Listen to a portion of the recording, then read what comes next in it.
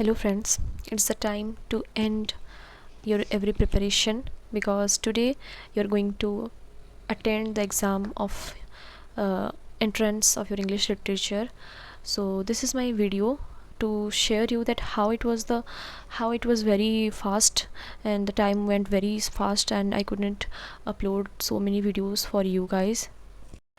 I really tried so much that I would upload as possible as I can, but I was suffering from many severe diseases during the past 15 days, and I was really ill, so I could not provide you the important topics about the exam. So I am really sorry, but I think that you guys are so optimistic. Okay, so you don't feel you will not feel मतलब कि ma'am ने ये सब नहीं बताया. ठीक है, तो मैं दिल से चाहती हूँ कि आप लोग सक्सेस हों, आप लोग अच्छे स्कोर करें.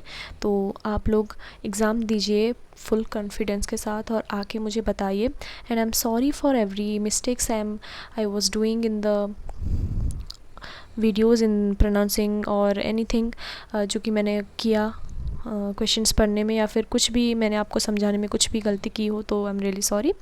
बट तो आपका जो सपोर्ट था, प्यार था, वो मुझे बहुत अच्छा लगा. आप लोगों ने इतनी इतनी मतलब नंबर में आके मुझे पूछा कि ये अपलोड करें वो अपलोड करें, तो मुझे बहुत अच्छा लगा. लेकिन मेरे टाइम्स की कमी की वजह से मैं नहीं कर पाई अपलोड ज़्यादा कुछ.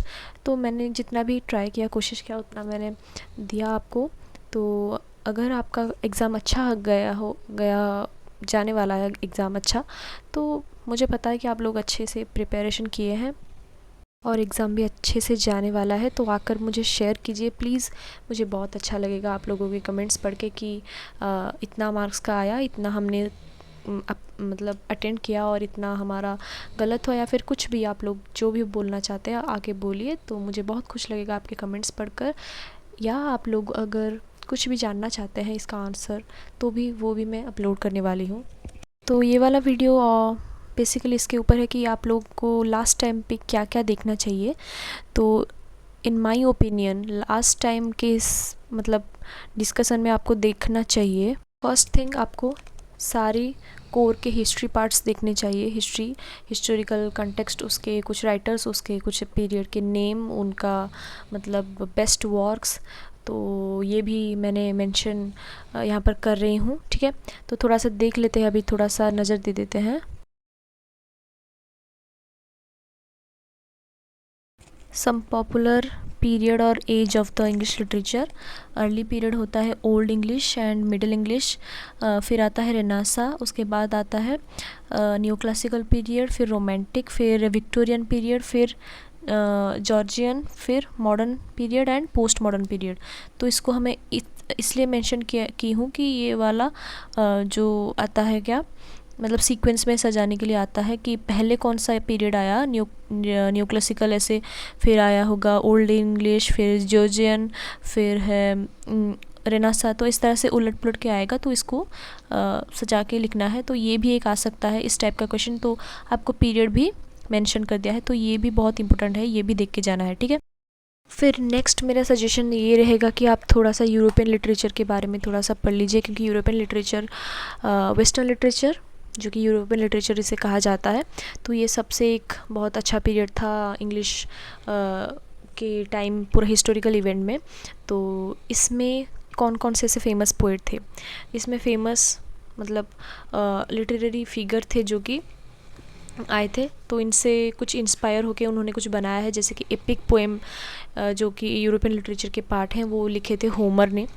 Pledge during the European literature लिखे थे विलियम शेक्सपियर ने. नोवेल्स ऑफ यूरोपियन लिटरेचर लिखे थे चार्ल्स डिकेंस ने most of the. And important characteristics of western literature हम देखेंगे अगर, तो वेस्टर्न लिटरेचर में इंडो यूरोपियन लैंग्वेज बहुत चलता था. फिर originally in the Greco Roman tradition में लिखा जाता था. Later it's shaped by spread of Christianity. ठीक है, अच्छा, स्प्रेड ऑफ क्रिश्चियनिटी थोड़ा सा। तो ये वाला जो पार्ट है क्रिश्चियनिटी के बाद, ये मतलब क्रिश्चियनिटी से स्प्रेड होके ये मतलब फेमस हुआ है इस टाइप का लिटरेचर। तो अभी थोड़ा सा मेरे पास एक छोटा सा नोट है कि ये याद रखना, एंशियंट ग्रीस जो है उस टाइम में होमर थे बेस्ट लिटरेरी फिगर, ठीक है। एंशियंट रोम में वर्जिल थे बेस्ट लिटरेरी फिगर। इस तरह से मिडिल एजेस के टाइम पर ऑगस्टिन जो थे वो थे बेस्ट लिटरेरी फिगर, ठीक है, सेंट ऑगस्टिन। उसके बाद रेनेसां पीरियड में आए Chaucer, Jeff Chaucer, and romanticism में आए, या फिर एनलाइटमेंट जो पीरियड है उसका दूसरा नाम रोमांटिसिज्म है, उसमें आए कॉलरिज एंड वर्ड्सवर्थ। तो ये है कुछ famous literary figures of different time ages, ठीक है। दूसरा बात, हमको इंडियन रिलेटेड जो इंग्लिश लिटरेचर्स आते हैं, जैसे कि पार्टीशन के ऊपर, इंडियन क्लासिकल लिटरेचर के ऊपर, या फिर Indian writing in English literature के ऊपर, मतलब इंडियन राइटिंग इन इंग्लिश जो लिखे गए हैं वो सारे, तो इनमें से भी हमें कुछ इम्पोर्टेंट याद रखना है, इम्पोर्टेंट आ सकता है। तो इंडियन का थोड़ा सेपरेट आप देखिए।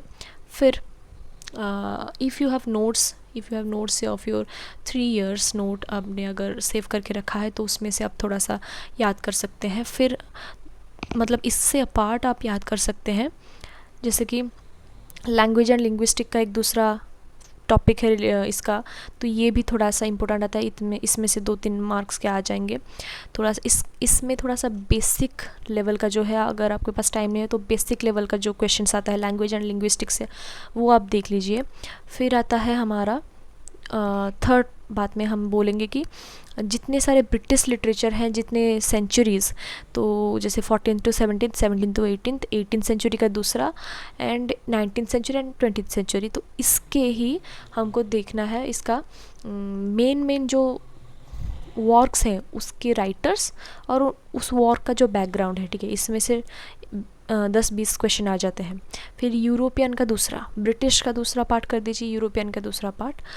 तो इस तरह से आप देख लीजिए, थोड़ा सा आपका नोट्स को फॉलो कीजिए। तो नोट्स रात पर बैठ के नोट्स पढ़िए। तो आज तो मैं तो ये अपलोड करने वाली हूँ, आप जब देखेंगे तो सुबह हो गई होगी।